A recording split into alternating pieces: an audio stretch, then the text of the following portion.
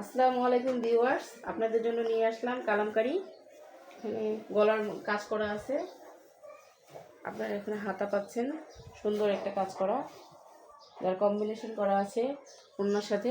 এখানে back side all over print করা আছে, ব্যাক সাইডে নিচে এভাবে কাজ করা আছে, একদম কটন ফেব্রিক্স।